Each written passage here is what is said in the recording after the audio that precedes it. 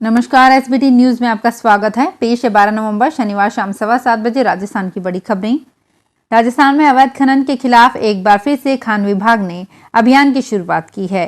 खान विभाग की ओर से पुलिस प्रशासन के साथ मिलकर अवैध खनन, परिवहन और भंडारण के विरुद्ध तत्काल प्रभाव से 3 दिन का विशेष अभियान चलाने का निर्णय किया गया है। अतिरिक्त मुख्य सचिव माइंस, पेट्रोलियम एवं पीएचईडी डॉक्टर सुबोध अग्रवाल ने बताया कि राज्य के सभी माइनिंग अधिकारियों को अपने क्षेत्र के संबंधित पुलिस अधीक्षकों से संपर्क कर प्रभावी कार्यवाही की रणनीति बनाने के निर्देश दिए गए हैं। राजस्थान में भाजपा प्रदेश अध्यक्ष सतीश पूनिया और राज्यसभा सांसद घनश्याम तिवाड़ी आज सीकर आए। झुंझुनू में होने जा रही भाजपा प्रदेश कार्य समिति की बैठक में शामिल होने से पहले वो सीकर के नवलगढ़ रोड पर पार्टी कार्यकर्ता दयाराम मौर्य के घर पर पहुंचे। इस दौरान दोनों मीडिया से भी रूबरू हुए। भाजपा प्रदेश अध्यक्ष सतीश पूनिया ने कहा कि झुंझुनू में प्रदेश की कार्य समिति की बैठक होगी, जिसमें प्रदेश के 500 प्रमुख नेता शामिल हो रहे हैं, जिनमें विधायक, सांसद भी शामिल हैं। सभी मिशन 2023 और 2024 पर चर्चा करेंगे। जयपुर इंटरनेशनल एयरपोर्ट के आसपास काटे जा रहे पेड़ों को बचाने के लिए पर्यावरण प्रेमी विरोध में उतर आए हैं। इस मामले को लेकर जन समस्या निवारण मंच की ओर से मौके पर पहुंचकर विरोध दर्ज कराया गया। एयरपोर्ट प्रशासन जेसीबी मशीन से पेड़ काट रहा है। पर्यावरण प्रेमियों ने मामले में आपत्ति दर्ज करवाई है। उन्होंने एयरपोर्ट प्रशासन की कार्यवाही के विरोध में पेड़ों से लिपटकर चिपको आंदोलन शुरू करने की चेतावनी दी है। प्रियंका गांधी के नजदीकी कांग्रेस नेता आचार्य प्रमोद कृष्णम ने इशारों में जल्द ही राजस्थान में सीएम बदलने का दावा किया है। आचार्य प्रमोद ने स्पीकर सीपी जोशी के साथ शनिवार सुबह करीब 2 घंटे तक चर्चा की। जोशी से मिलने के बाद आचार्य प्रमोद ने मीडिया से बातचीत में कहा कि राजस्थान को लेकर कांग्रेस हाईकमान बहुत जल्द बड़ा फैसला करने वाला है। ये फैसला राजस्थान की जनता की भावनाओं के हिसाब से होगा। राजस्थान में कांग्रेस का हर एमएलए कांग्रेस नेतृत्व के फैसले के साथ खड़ा है। आचार्य प्रमोद ने कहा, कांग्रेस नेतृत्व के फैसले को हर एमएलए मानेगा। उसमें सचिन पायलट, अशोक गहलोत, सीपी जोशी भी हैं। एमएलए तो सब हैं। यहाँ जो कुछ हुआ वो खड़गे साहब की मौजूदगी में हुआ। गंग नहर की करनीची वितरिका में शनिवार अल सुबह करीब 3-4 बजे के बीच कटाव आ गया। ये कटाव नहर की आड़ी 103 पर गांव 13 जीबी फाटक के पास आया। जानकारी के अनुसार सुबह करीब 6:30 बजे गांव के किसान कुलविंदर सिंह कोहली वहां से निकले तो उन्होंने कटाव को देखा। तब तक कटाव करीब 10 फुट तक बढ़ चुका था। उन्होंने इसकी सूचना संगम अध्यक्ष गुरप्रीत सिंह पड्डा को दी। इसके बाद संगम अध्यक्ष गुरप्रीत सिंह ने प्रोजेक्ट चेयरमैन हरविंदर सिंह गिल को कटाव के बारे में बताया। चेयरमैन गिल ने उसी समय करनीजी का पानी बंद करवाकर समीजा और एमके नहर को खुलवा दिया। राजस्थान के किसानों के लिए अच्छी खबर है कि इस बार उनकी फसलों को चट करने वाली टिड्डी समूह के हमलों का बिल्कुल खतरा नहीं है।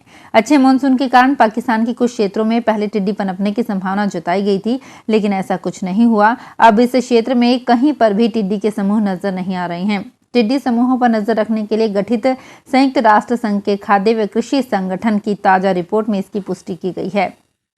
राजस्थान में पिछले दिनों हुई बारिश और उत्तरी भारत में हुई बर्फबारी के कारण राजस्थान में ठंड बढ़ गई है।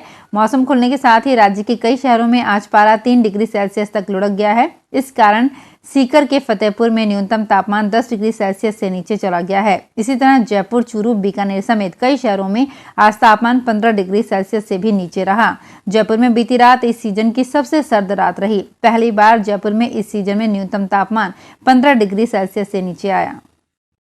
टोंक जिले में यूरिया खाद की किल्लत के कारण सरसों की फसल की सिंचाई नहीं हो पा रही है। जिले के कई कस्बों में इन दिनों यूरिया खाद को लेकर मारामारी देखने को मिल रही है। जिले के घाड़ कस्बे में शनिवार को सुबह 5 बजे से थाना परिसर में यूरिया खाद लेने के लिए किसानों की कतारें लगी हुई है। यहाँ करीब 1000 से ज्यादा लोग लाइन में टोकन लेने के लिए खड़े हैं। घाड़ कस्बे में खाद के 700 कट्टे आए हैं। ऐसे में यदि प्रत्येक किसान को एक कट्टा भी दिया जाता है तो भी हजारों किसान बैरंग लौटेंगे।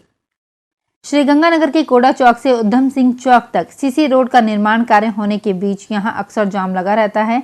बस स्टैंड पर बसों के आवागमन होने पर वाहनों का जाम सुबह से रात तक चलता रहता है। एक साइड की सड़क पर ही वाहनों का आवागमन हो रहा है। हालांकि ट्रैफिक पुलिस उधम सिंह चौक पर तैनात रहती है। पुरानी आबादी से आने वाले वाहनों को दूसरी पुलिया से निकाला जा रहा है।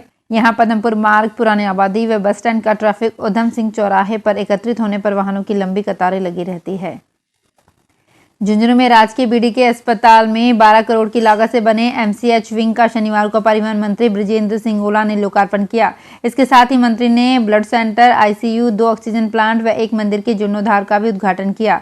मंत्री ओला ने कहा कि एमसीएच विंग शुरू होने से प्रसूताओं और शिशुओं को बेहतर इलाज की सुविधा मिल सकेगी, स्वास्थ्य सेवाओं में विस्तार भी होगा। इसके अलावा आईसीयू, ब्लड सेंटर आदि का आमजन को फायदा मिल सकेगा। उन्होंने कहा कि विकास कार्यों के लिए कोई कमी नहीं आने दी जाएगी। उदयपुर एक बार फिर विश्व पटल पर अपनी विशेष पहचान बनाने जा रहा है। भारत की अध्यक्षता में पहली बार होने वाली G20 शिखर सम्मेलन की शेरपा बैठक 5 से 7 दिसंबर राजस्थान के उदयपुर में आयोजित होगी। ऐसे में उदयपुर को दुल्हन की तरह सजाया जा रहा है। इस बैठक के सफल आयोजन को लेकर प्रशासनिक अमला तैयारियों का जायजा ले रहा है। अतिथियों के स्वागत के लिए विशेष नवाचार किए जा रहे हैं। वहीं सड़कों की मरम्मत व सौंदर्यकरण का काम तेजी पर है। एजी ऑडिट ने ओवरलोड कचरा परिवहन पर लगाई करीब 3 करोड़ की पेनल्टी को सही ठहराया है। बीकानेर नगर निगम में एजी की ऑडिट के दौरान टीम ने दस्तावेज खंगालने के बाद कई योजनाओं पर सवाल उठाए हैं। उन्हें लेकर निगम प्रशासन को मीमो दिए गए हैं। फरवरी से अगस्त तक टिपर ठेकेदार पर ओवरलोडिंग के लिए जितनी भी पेनल्टी नगर निगम ने लगाई, ऑडिट ने उसे सही ठहराया है। लेकिन राज्य सरकार के आदेश के तहत जो यूजर चार्ज ठेकेदार को वसूलना था वो नहीं वसूला गया। तो फिलहाल इस बुलेटिन में इतना ही। फिर हाजिर होंगे कुछ और बड़ी खबरों के साथ। अगर आप भी अपने आसपास की छोटी बड़ी और महत्वपूर्ण खबरों से अपडेट रहना चाहते हैं तो सब्सक्राइब कीजिए हमारे चैनल एसपीटी न्यूज को और प्रेस कीजिए बेल आइकन पर।